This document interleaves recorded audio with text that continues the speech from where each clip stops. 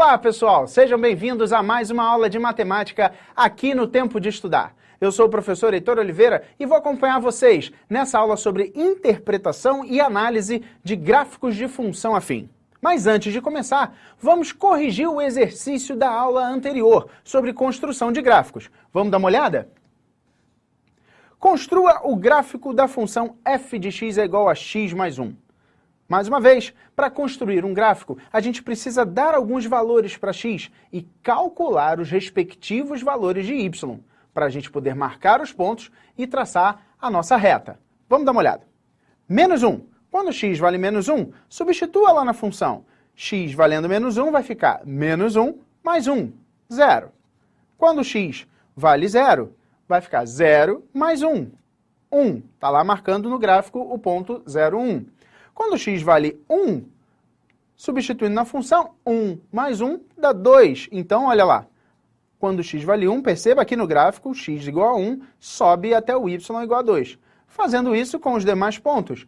Quando x vale 2, a gente vai encontrar y igual a 3. Tudo bem? Tá aí, traçamos a nossa reta. Epa, olha quem tá aí, seu Epaminondas. Pra que tantos pontos? Para uma reta bastam 2 pontos. É verdade, seu Epaminondas, ele tem razão, gente. Para determinar uma reta, eu só preciso de 2 pontos. Eu não preciso de tantos valores de x. Mas o que eu quero mostrar com isso? Vamos dar mais um valor de x. Vamos escolher lá, olha lá, o 3. Quando x vale 3, eu vou ter na função 3 mais 1, 4. E quando eu colocar esse ponto 3, 4, olha onde vai dar este ponto. Olha lá na animação. Exatamente em cima da reta. O que a gente quer mostrar com isso? A gente quer mostrar que não importa o valor de x que você escolha, todos eles vão gerar a mesma reta, sejam 2 pontos, 3 pontos, 5 pontos, quantos pontos vocês quiserem. No mínimo, 2. Um só, a gente não determina nenhuma reta. Tudo bem? Legal. Vamos começar então a aula de hoje. Interpretação de gráficos. Eu trouxe para vocês um probleminha simples para ajudar a gente a interpretar um gráfico através dos dados matemáticos que ele apresenta. Vamos dar uma olhada. Em uma cidade do interior, o preço por uma corrida de táxi é dado pela função abaixo. P de D é igual a 2D mais 5. Para um pouquinho. Vamos entender o que é essa função. P de D significa o preço da corrida de táxi em função da distância D percorrida. Claro que à medida que a gente vai andando com o táxi, o preço vai modificando, não é isso? Então existe uma função que relaciona o preço e a distância. E essa função é 2 vezes o D mais 5. O gráfico a seguir representa esse deslocamento. Então dá uma olhada lá no gráfico. Letra A. Uma pessoa acaba de entrar em um táxi. Qual o valor da bandeirada? Para quem não sabe, bandeirada é aquela taxa inicial, que quando a gente entra no táxi, a gente já começa a pagar. Vamos ver qual é a bandeirada, o valor inicial. O valor inicial é quando a gente nem anda com o táxi, ou seja, a distância percorrida é 0. Vamos ver qual o valor da função preço quando a distância é 0. Olha lá, P quando D vale 0, é 2 vezes 0 mais 5. 2 vezes 0 é 0. Mais 5 vai dar 5. Olha lá no gráfico, R$5 é o preço inicial. Quando a distância, olha o eixo D, que é o eixo horizontal, vale 0, o gráfico está num ponto na altura do preço 5. Ou seja, esse valor inicial é o 5. Olha lá onde ele está marcado no gráfico. Muito bem, olha a letra B. Após 4 quilômetros, qual o preço da corrida? Pessoal, quando a gente percorre 4 quilômetros, dá uma olhada no gráfico. Quando a distância D é igual a 4, olha lá o ponto marcado lá em cima. Este ponto se refere ao preço P, não é isso? Olha lá, 13. Vamos verificar isso na função? Quando a distância D vale 4, P de 4 é igual a 2 vezes 4 mais 5. 2 vezes 4 é 8, mais 5 vai dar 13. R$13, confirmando então, através do cálculo, confirmando o ponto no gráfico. Tudo bem? Epa, olha o seu Epaminondas aí! Que táxi caro! Que horror! É verdade, tá tudo muito caro hoje em dia, seu Epaminondas. Vamos seguindo. Letra C. Segundo o gráfico, quando aumenta a distância percorrida pelo táxi, o que ocorre com o preço a ser pago? Pessoal, pensa bem. Quanto mais a gente anda com o táxi, o que acontece com o preço? Aumenta! E muito! Tá certo, aumenta, gente. Então, quanto mais a distância aumenta, o preço aumenta. O que isso significa? Que o coeficiente angular dessa função, ele é positivo, ele é um número 2. E isso faz com que a função seja crescente. Quanto mais a distância aumenta, o preço também aumenta. Isso faz com que essa função seja crescente. Tá legal? Algumas conclusões sobre esse exercício. O preço da bandeirada é de R$5, verdade. Após 4 quilômetros, o preço pula para R$13, ou seja, um aumento de R$8. R$2 por quilômetro. Olha lá, na expressão da função, a presença desse número 2. R$2 por quilômetro. O que isso significa? Que o coeficiente angular, ele é o mesmo que a taxa de variação da função. Ou seja, o quanto que a função preço varia a cada unidade de distância percorrida. Isso significa que o preço aumenta R$2 a cada unidade de distância percorrida, provavelmente quilômetro. A cada quilômetro percorrido, o preço aumenta R$2. Tudo bem? Tá lá. Ele indica que a função preço cresce R$2 a cada quilômetro rodado. Tudo bem?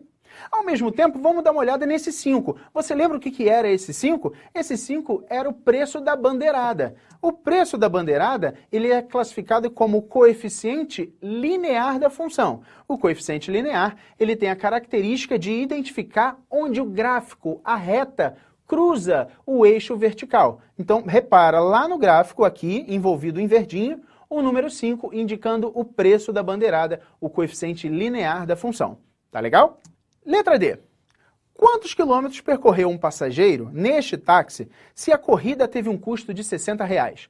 O custo, pessoal, é calculado por 2D mais 5, essa função. Portanto, em que momento 2D mais 5 vai ser igual a 60? Bom, 2D é igual a 60 menos 5, que vai dar 55. D vai ser 55 dividido por 2, que vai dar 27,5, ou seja, 27,5 km de corrida. Tá legal? Muito fácil, né, pessoal? Próximo exemplo. Vamos encher agora uma forma de gelo com água pura. A função que indica a temperatura da água quando é colocada no refrigerador é T de x é igual a menos 0,5x mais 30. T representa a temperatura em graus Celsius.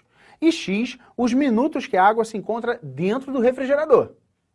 Vamos dar uma olhada. Olha lá o gráfico.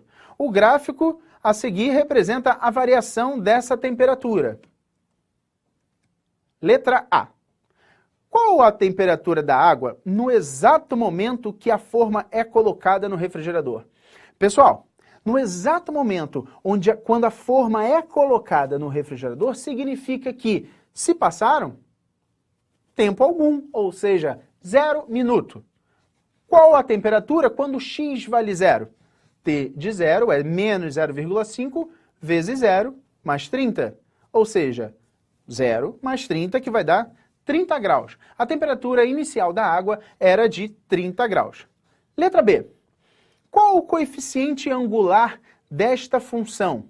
Nós já verificamos que o coeficiente angular é esse coeficiente, este número que acompanha a variável x da função. Portanto, o coeficiente angular é menos 0,5. E a gente, no exercício anterior, já entendeu qual é a função dele.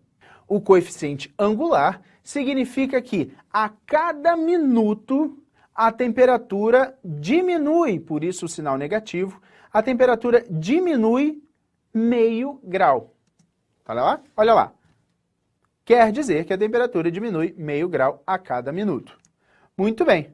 O coeficiente angular é negativo. Isso significa que esta função é decrescente. A cada minuto a temperatura diminui meio grau. Tudo bem? Letra C. Após quantos minutos a água vira gelo? Claro, a água vira gelo a uma temperatura de 0 grau, a nível do mar. Muito bem. Olha lá no gráfico. Quando a temperatura atinge o valor 0, é onde ela está cruzando o eixo x. É o que seria o zero da função, não é isso? Olha lá, menos 0,5x é igual a 30. Vamos calcular. Menos 0,5x vale menos 30.